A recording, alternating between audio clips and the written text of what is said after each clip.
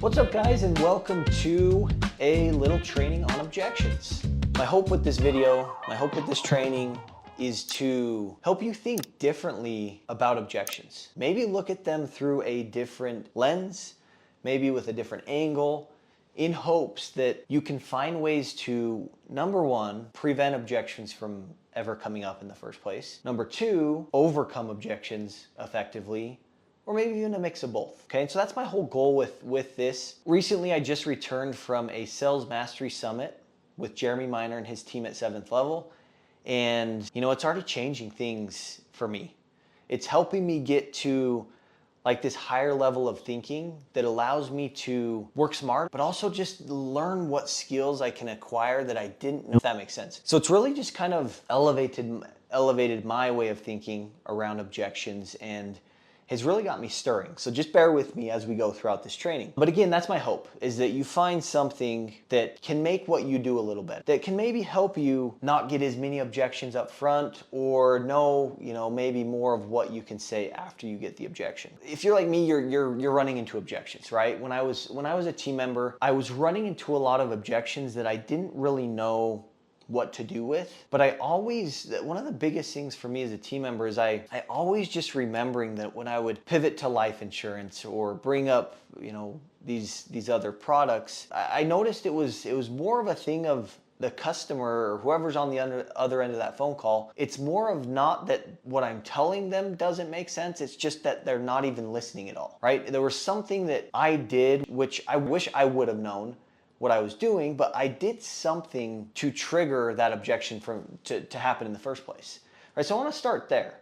I want to ask you this. Do you feel like, are you in a position where you're almost giving power to the customer, giving power to the prospect, essentially blaming the prospect for the reason why they didn't buy? Are you doing that? Or are you taking ownership of the fact that there was something that you did, something that you said, how you said it, that triggered them to give you objections and not buy? Like, which one of those do you identify more with? Are you blaming your prospects? Are you blaming your customers? Or are you taking ownership for what's happening and what's not happening? I think that's pretty important to understand first, because I know a lot of you're blaming your prospects. You get off of a phone call and you think you crushed it, and you look over at your coworker and you're like, your coworker team member, you're like, man, those guys just don't understand insurance, right? Like, this is like a no-brainer. Why wouldn't they do this? I know that that's what you're doing because I did that, okay?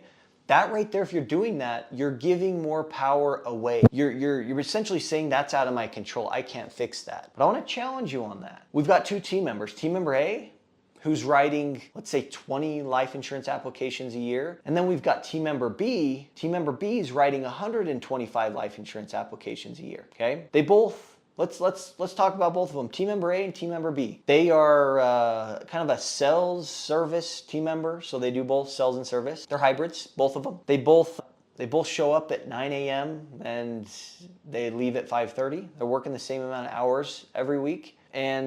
But like, what's the difference in their production? Like, what is team member A not doing that team member B is doing? Or what is team member B not doing that team member A is doing? Guys, the thing is like, if you're giving power to outside sources, if you're not taking ownership of the fact that it was something that you did, then this isn't going to go anywhere for you. Right? So that's my challenge, is to really just figure out where you identify. And if you identify over here with the fact that you are giving power to your prospects, to your customers, just recognize that and know that you can actually just move your focus over to this side where it's, you know what? If I got an objection, if something happened during and they didn't buy, there was something that I did, something that I said, or how I said it that triggered that objection, that triggered them to not buy, right? Now, I'm not saying that that's the case for every single situation. Like, Coulter, how am I supposed to sell a $500 a month increase just to get them to switch over to us, right? I'm not saying that. I'm saying, you know, if we think about like the conversations that you're having, let's say that those 20% conversations, we're just not even close in the ballpark. I wouldn't spend a whole lot of time trying to perfect that and figure out what you're doing wrong there, because there's probably not a lot that you're doing wrong, okay? But focus on the 80% where, you know, we're pretty close in price, that they could go either way. Focus in on those areas, these are the things that I'm talking about right now apply to those areas. And if you get better at and close, maybe 50% more of the 80% of people that you're quoting that are good opportunities, what would that do for you? What would that do for your paycheck? What would that, do for your confidence, your fulfillment in your role? What would that do for agents? What would that do for you if your team members learned to do that and got just a little bit better at getting more of those ones that are could go either way? So that's where I want you guys to focus. But again, it's up to you. Stop giving power to your prospects. Stop giving power to your customer and blaming them and blaming these outside sources, and start to take ownership of the fact that you're not getting results that you want to get. And that's okay. But until you take ownership of that, you're going to stay in this pattern over here where you're blaming everybody and their dog for why you're not getting what you want in your life, right? And so let's talk about this quick too. I heard this from Dean Graziosi, Tony Robbins. I was in one of their training groups, and Dean would always say, like, your greatest capabilities have gotten you where you are today, okay? And let's just say that's right here, okay? So I just got back from an event with Jeremy Miner, and Jeremy Miner was saying your greatest skills have gotten you where you are today. So guys, your greatest skills and your greatest capabilities have gotten you right here where you are today. And would you agree that there were levels before the level that you're currently at, in your confidence, in your ability to talk with people and communicate with them, in sales skills, and in just understanding insurance, right? Totally, right? Which means there are levels that we can continue to grow, right? There are different levels that different of you are playing, but we're doing the same thing. So we're all, I'm kind of getting off topic here, but we're all at these different levels, but we're all working about the same, like we're doing the same job. Why would you not want to just learn to play at the highest level? Okay? And I know that's not you listening to this because you're wanting to figure out how you can do that, right? But there are a lot of team members that, like, why don't you just think of it that way? Like, you're doing the same amount of work. Wouldn't you want to just be the best at it, right? It's not going to require more time, more energy. You're doing the same amount of work, right? Honestly, guys, I feel like it takes more of my energy. I don't know about you, but for me, it takes more of my energy to sit here and think about all of the stuff I could be doing and all the life that I could be living, and starting to feel pretty negative about that, and just kind of in a tough spot where I'm just not feeling good, right? It takes more energy for me to feel like that, and more negative things happen in my life in consequence when I think like that versus when I just think like, you know what? Why don't we just go take action? Why don't we just do it? Everybody else is doing it. Everybody else is working the same amount of time. Why don't I just learn to be the best? Why don't I learn how to just play this game at a different level? Okay, so going back to the levels thing, you're here. Your greatest skill set, your greatest capabilities have gotten you where you are today. If you want to get to a whole new level, what do you need? What's this gap? Skill set and capabilities. As far as these objections go, like, this is a skill set, okay? Like, you can learn to do this. These are things that you can learn to do. I didn't once know them.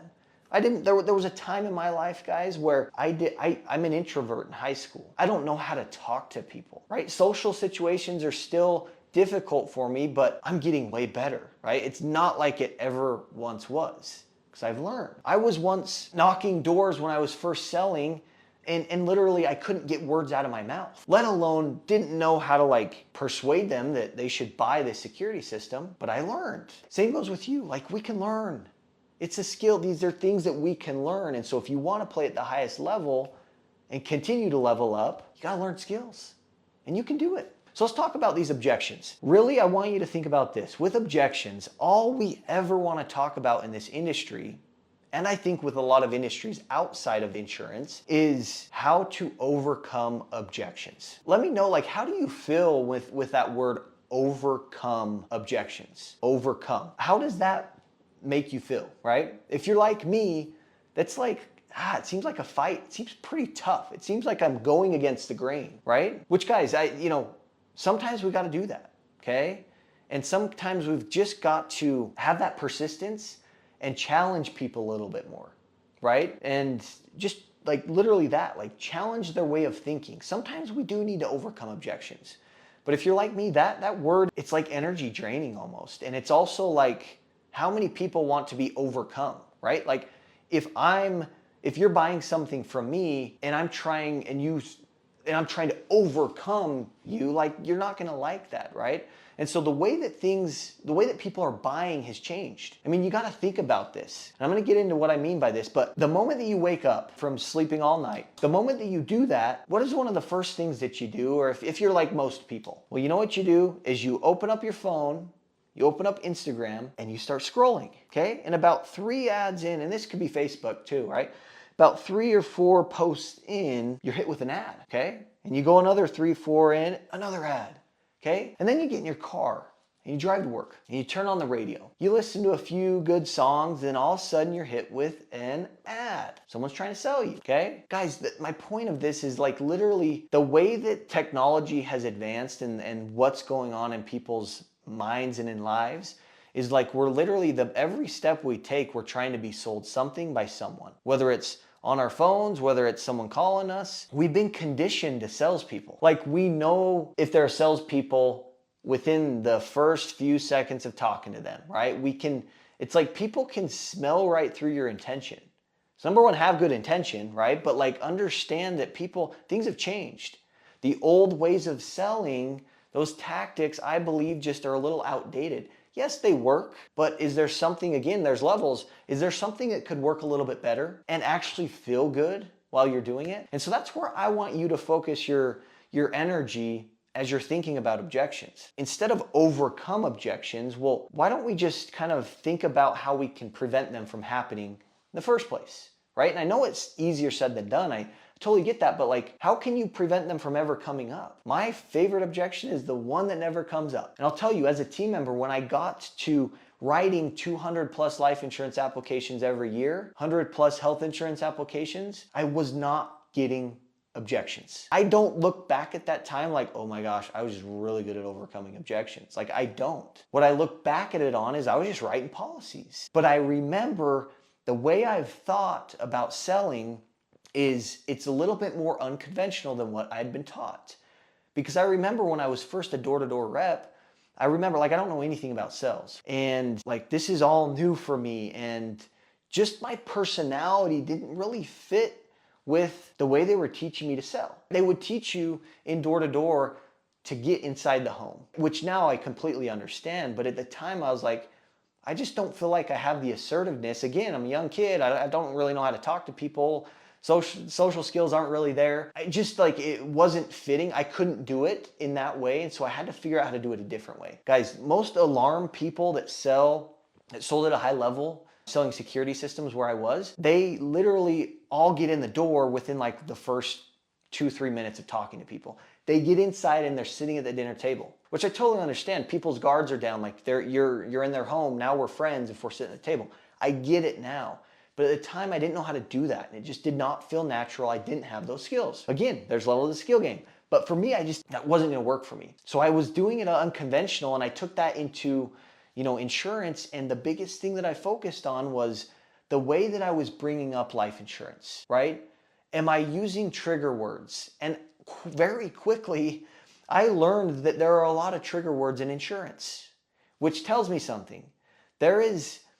These people, they're conditioned to us insurance people, and there's words that trigger them, right? Which means there have been other salespeople that have kind of got them to think this way, right? Or things that are happening in their lives that have gotten them to think this way.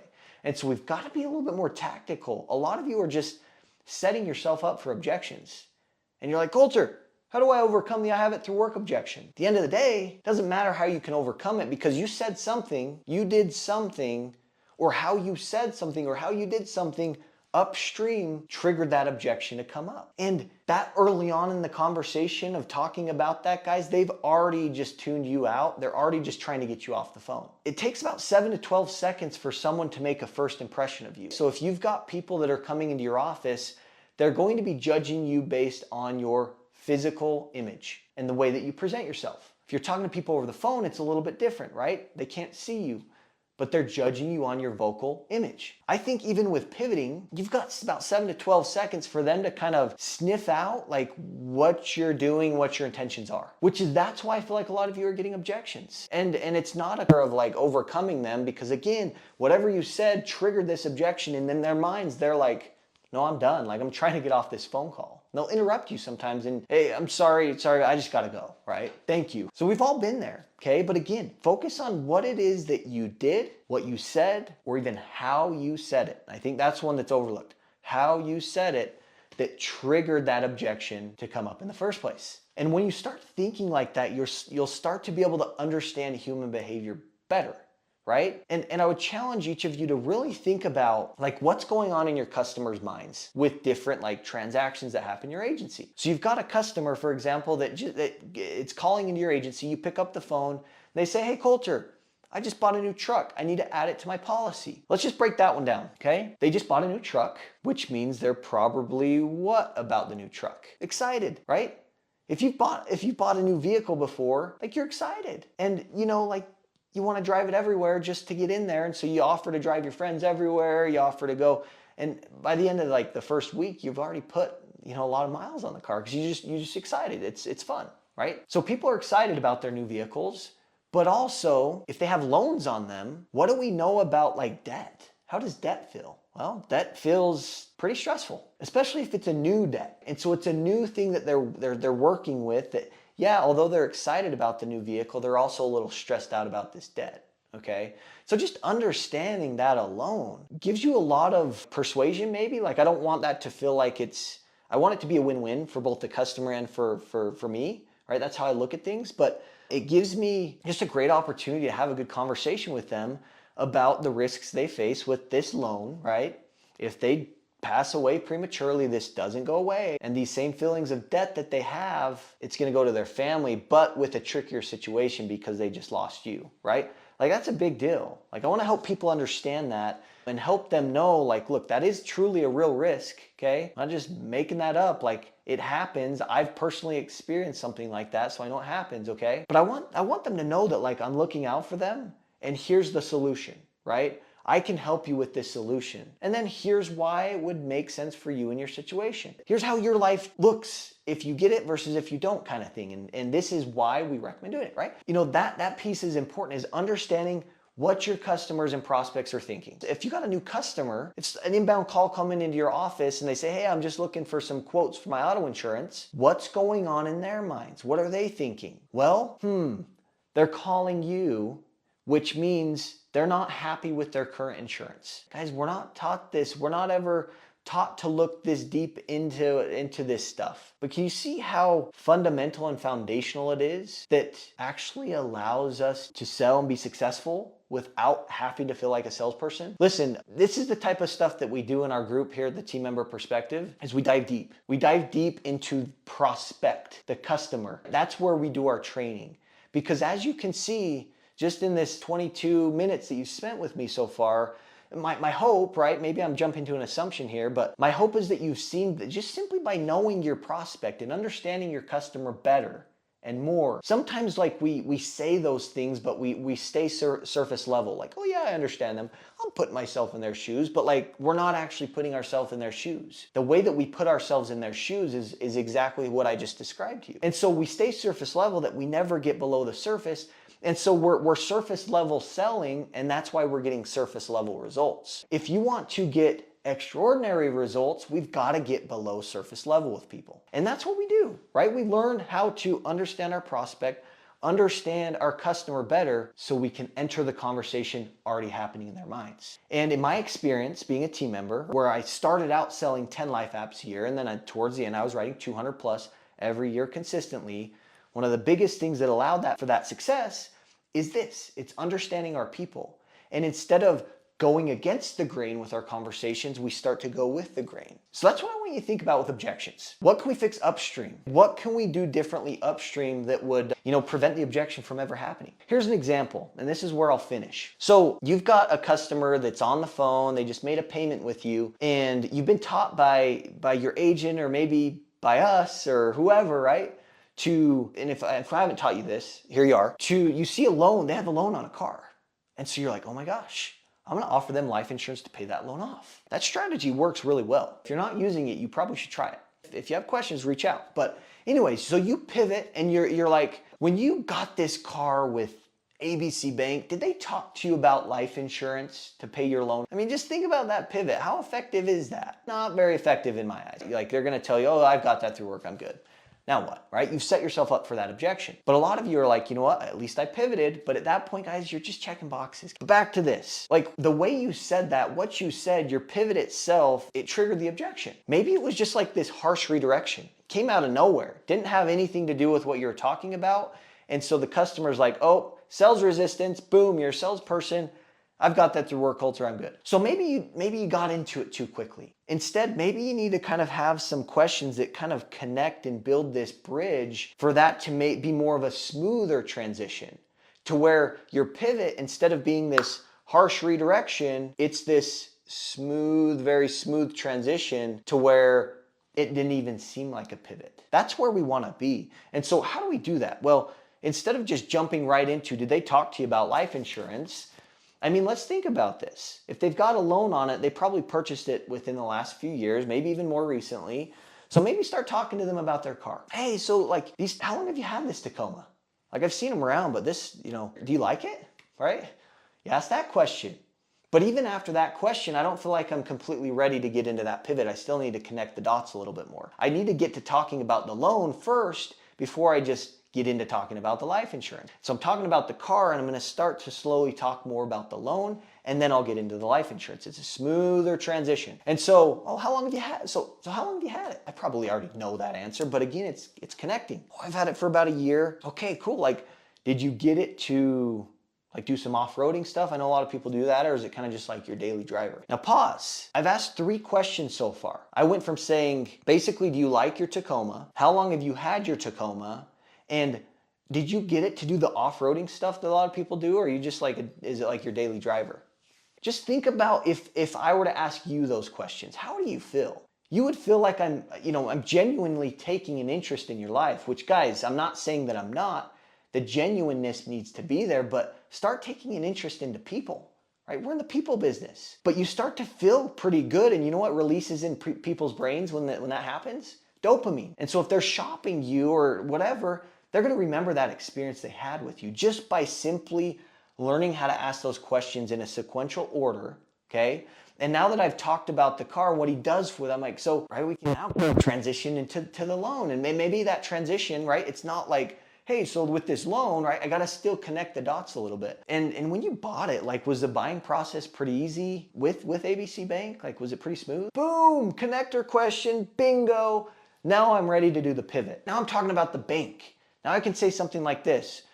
Oh, cool, and that loan still is with ABC Bank, right? Like, I want to make sure that we've got all that correct. I don't want them harassing you for your insurance. Like, where's it at? And end up tacking you and charging you for some, right? Because that's what we have. Now I've given them a reason as to why I've been asking about the bank. Now I can transition and say, hey, but by the way, did they ever talk to you about, like getting a life benefit coverage that would pay off the loan in the event that something happened to you, and like some help with monthly payments if you were to get sick or hurt, you're out of work? Like, did they ever talk to you about any sort of coverages like that, right? Now we're in. Now we can talk to them and educate them on why that might be important for them. So guys, I hope that this was helpful.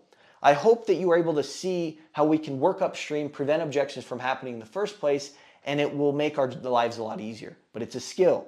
And with that, if you want to upgrade your skills, if you're a team member, or if you want to help upgrade your team member skills, reach out to us here at the Team Member Perspective. That is what we do, right? We are students of the game. We dive deep, but we make it very simple so we can go out and make it happen very quickly.